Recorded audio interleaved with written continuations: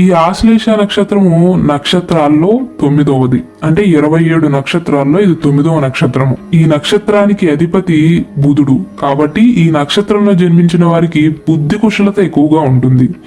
ఈ యొక్క నక్షత్రానికి అధిదేవత సర్పము అంటే పాము. ఇది కర్కాటక రాశికి చెందినది. ముందుగా ప్రేక్షకులకు నేను చెప్పాలనుకున్నది ఏంటంటే, చాలా మందికి నేను చెప్తున్న స్వభావాలు ఆడవారికి వర్తిస్తుందా లేదా మగవారికి వర్తిస్తుందా అని డౌట్లు వస్తున్నాయి. నేను చెప్తున్న ప్రతి వీడియో కూడా ఆడవారికి మగవారికి ఇద్దరికి వర్తిస్తుందండి. ఒకవేళ పర్టికులర్ గా ఆడవారి గురించి చెప్తే నేను టైటిల్లో మెన్షన్ చేస్తాను. ఇక అసలు విషయానికి వస్తే, ఆశ్లేష నక్షత్రంలో జన్మించిన వారు ఆరోగ్యకరమైన శరీరాకృతిని కలిగి ఉంటారు. అలాగే ఆశ్లేష నక్షత్రం వారికి వాక్చాతుర్యం ఎక్కువగా ఉంటుంది. అంటే వీరు ఎప్పుడైనా ప్రసంగం ఇచ్చారనుకోండి, అంటే అందరి ముందు ఏమైనా మాట్లాడారనుకోండి, ఆ యొక్క ప్రసంగం అందరినీ మంత్రముగ్ధుల్ని చేస్తుంది. కొత్త వ్యక్తులతో మాట్లాడటానికి ఇష్టపడతారు. ఒక్క టాపిక్ గురించి గంటల కొద్దీ చర్చించడానికి ఇష్టపడరు. అంటే ఒకే దానిపైన పదే పదే మాట్లాడటానికి ఇష్టపడరు. దేని గురించి కూడా ఎక్కువగా మాట్లాడరు, ఎక్కువగా ఆలోచించరు.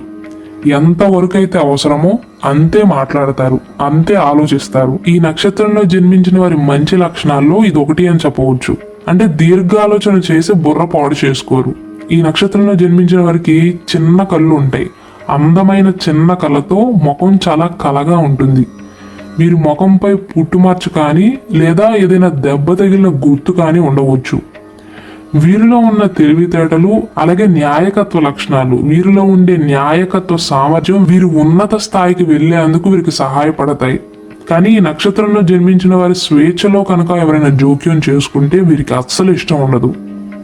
అనగా వారికి నచ్చినట్లే వారు బ్రతుకుతారు. వీరి జీవితంలో ప్రతి సెకను ప్రతి మినిట్ కూడా వారికి నచ్చినట్లే బ్రతుకుతారు. ఎవరిపైన ఆధారపడరు, అలాగే ఎవరు చెప్పిన మాట వినరు. వారికి చెయ్యాలి అనిపించింది చేస్తారు, చెయ్యొద్దు అని నిర్ణయించుకున్నది ఎంతమంది చెప్పినా సరే వినరు. అంటే వారిపైన ఎవరైనా షరతులు పెడితే వారికి అస్సలు నచ్చదు, వారిని అసలు పట్టించుకోరు. నిర్మోహమాటంగా నాకు నచ్చిందే చేస్తాను ముఖం మీద చెప్పే స్వభావం వీరికి ఉంటుంది. కాబట్టి ఈ ఆశ్లేష నక్షత్రంలో జన్మించిన వారితో ఎప్పుడైనా సంభాషిస్తే సున్నితంగా చెప్పే విధానంలోనే చెప్పాలి. డిమాండ్ చేస్తే వీరికి అస్సలు నచ్చదు.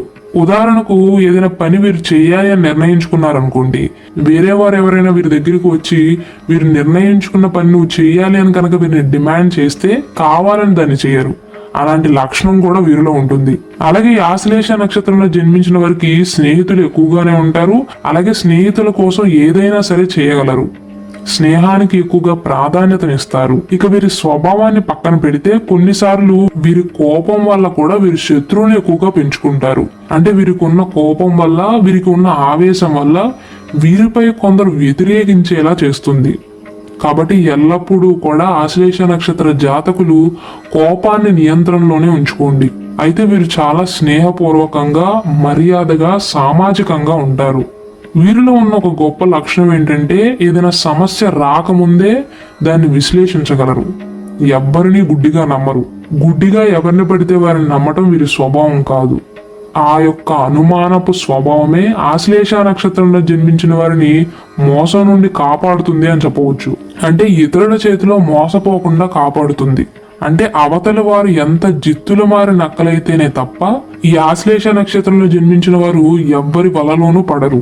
అలాగే ఈ నక్షత్ర జాతకులు రుచికరమైన గొప్ప ఆహారాన్ని ఆస్వాదిస్తారు. కానీ ఈ నక్షత్రంలో జన్మించిన వారు మాత్రం మత్తు పదార్థాలకు దూరంగా ఉండాలి. చెడు వ్యసనాలకి ఎంత దూరంగా ఉంటే అంత మంచిది. ఎందుకంటే వీరు చెడు అలవాట్లకు కనుక అలవాటు పడితే వాటిని మాన్పించడానికి చాలా సమయం పడుతుంది. అనగా ఈ నక్షత్రంలో జన్మించిన వారికి ఏదైనా సరే, మంచి అలవాటు అవని చెడు అలవాటు అవని, ఏదైనా అలవాటు అయితే కనుక దాన్ని మార్చుకునే ప్రయత్నం చేయరు. అలాగే ఈ ఆశ్లేష నక్షత్రంలో జన్మించిన వారి మనసు ఎప్పుడూ కూడా ఏదో ఒకటి ఆలోచిస్తూనే ఉంటుంది. అలాగే వీరు రహస్యమైన రీతిలో పని చేయటాన్ని ఆనందిస్తారు. అనగా పనులయ్యేంత వరకు ఎవరికీ చెప్పడానికి ఇష్టపడరు. అలాగే వీరిలో ఉన్న ఒక టాప్ క్వాలిటీ ఏంటంటే, వీరి యొక్క మాటలతో, అంటే వీరు సంభాషించేటప్పుడు ఇతరులను, అంటే ప్రజలను హిప్నటైజ్ చేయడంలో వీరు నిష్ణాతులు అని చెప్పవచ్చు. అనగా వీరి మాటలతో ఇతరులను కంట్రోల్ చేయగలరు. వీరు చెప్పిందే చేసేలాగా మార్చుకోగలరు. ఈ యొక్క స్వభావం వీరిలో ఉండటం వల్ల ఈ నక్షత్ర జాతకులకు రాజకీయ రంగంలో విజయాన్ని అందిస్తుంది.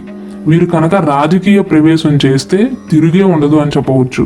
వీరు సొంత తెలివితేటలతో ఉన్నత స్థాయికి వెళ్లే నైపుణ్యంతో పాటు న్యాయకత్వ లక్షణాలను కలిగి ఉంటారు. ఇక హార్డ్ వర్క్ విషయానికి వస్తే ఈ నక్షత్ర జాతకులు స్మార్ట్ వర్క్ నే ఎంచుకుంటారు. అంటే హార్డ్ వర్క్ మీద స్మార్ట్ వర్క్ ఎక్కువగా చేస్తారు. ఎదుటి వ్యక్తుల్ని అంచనా వేయటం, అంటే వారు ఎలాంటి వారు, వారి మనస్తత్వం ఎలాంటిదని అంచనా వేయటం, వీరి అవసరాలకు అనుగుణంగా వారిని ఉపయోగించుకోవటం వీరి యొక్క నైపుణ్యం అని చెప్పవచ్చు. ఈ నక్షత్ర జాతకులు ఏదైనా నిర్ణయించుకున్న తర్వాత దానికే కట్టుబడి ఉంటారు. మళ్ళీ మళ్ళీ డెసిషన్స్ తీసుకోరు. ఒక డెసిషన్ అంటూ తీసుకున్నాక ఇక దానికే స్టిక్ అయి ఉంటారు. అలాగే ఆశ్లేష నక్షత్రంలో జన్మించిన వారు కనుక మాట్లాడటం ప్రారంభిస్తే వీరు చెప్పాలనుకున్నది పూర్తయిన తర్వాత మాత్రమే ఇతరులను మాట్లాడనిస్తారు. అంటే వీరి మనసులో ఏదైనా ఉందనుకోండి, అది బయటికి చెప్పాలనుకున్నారనుకోండి, పక్కవారు ఆపినా సరే వీరు ఆగరు. వీరి మనసులో ఉన్నది మొత్తం అలా బయటికి చెప్పేస్తారు. వారు మాట్లాడాలి అనుకున్నది పూర్తయిన తర్వాతే పక్కన వారిని మాట్లాడిస్తారు. అలాగే ఈ ఆశ్లేష నక్షత్రంలో జన్మించిన వారిలో మంచి రచయిత దాగుంటారు అని చెప్పవచ్చు. అలాగే యాక్టింగ్ రంగం కూడా వీరికి బాగానే సూట్ అవుతుంది. యాక్టింగ్ లోకి వెళ్తే సక్సెస్ఫుల్ యాక్టర్ అవుతారు. వీరి జీవితంలో చాలా సార్లు వీరి సొంత కుటుంబ సభ్యులే వీరిని వ్యతిరేకిస్తారు. ఎవ్వరు మద్దతు ఇచ్చినా ఇవ్వకపోయినా వీరి సోదరులు మాత్రం ఎప్పుడూ వీరి పక్షాన్నే నిలబడతారు. దాదాపు ఈ నక్షత్రంలో జన్మించిన వారు వారి కుటుంబంలో పెద్దవారుగా జన్మిస్తారు. అంటే జ్యేష్ఠులుగా పుడతారు. అన్ని కుటుంబ బాధ్యతలను నిర్వహిస్తారు. అనగా ఈ నక్షత్ర జాతకుల పైన బాధ్యతలు ఎక్కువగా ఉంటాయి. ఈ నక్షత్రం చివరి దశలో అనగా 4వ పాదంలో కనుక జన్మించినట్లయితే, అంటే ఈ వీడియో చూస్తున్న వారు ఆశ్లేష నక్షత్రంలోని 4వ పాదంలో కనుక జన్మించి ఉంటే వీరు చాలా అదృష్టవంతులు అవుతారు. జీవితంలో ఏదో ఒక భాగంలో సుఖాలు సంతోషాలు అనుభవించగలుగుతారు.